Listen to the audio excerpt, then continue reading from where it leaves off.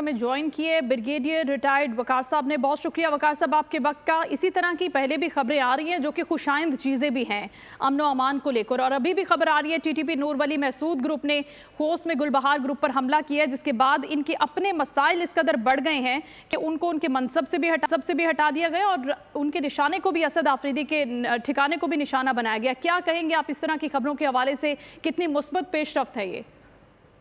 एक तो ये पावर प्ले है विद इन टीटीपी जो चल रहा है, और आप सही कह रही हैं कि इसमें अभी इन फाइटिंग शुरू हो गई है जो पाकिस्तान अफगानिस्तान दोनों के लिए आई थिंक बेहतर है।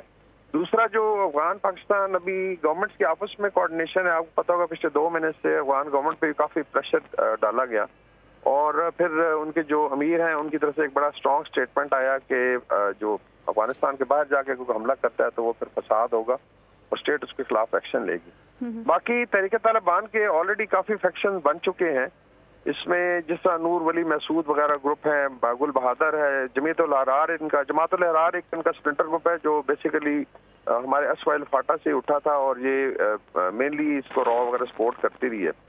तो इन फाइटिंग की आई थिंक ये जो खबरें हैं, और स्पेशली इसकी जो आफरीदी की खबर है, असद आफरीदी की किलिंग की भी खबर है, he is been taken out, तो इस लिहाज से आई थिंक ये दोनों गवर्नमेंट्स के लिए बड़ी खुशाइन चीज है, और इसमें हमारी इंटेलिजेंस एजेंसियों की कोऑर्डिनेशन भी है विद द अफगान गवर्नमेंट।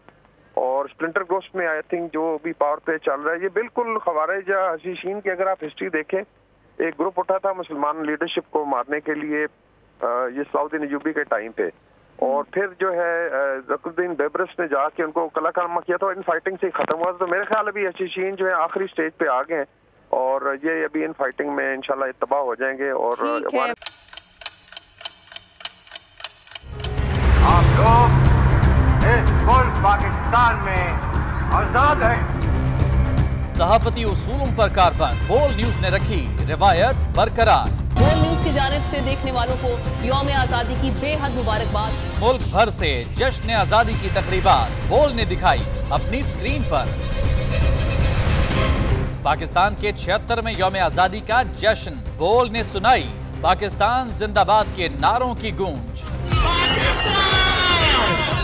बोल की सबसे बड़ी ट्रांसमिशन में पाकिस्तान का नाम रोशन करने वालों ने दिए कौम को पैगामात। बेपनाह मुश्किलात का सामना करके इस मुल्क को हासिल किया। आजाद कौमों को बहुत सी कुर्बानियां देनी पड़ती हैं। 76 वालियों में आजादी का दिन जोश खरोश के साथ मनाया, क्योंकि जिंदाबाद पाकिस्तान ये है बोल की पहचान।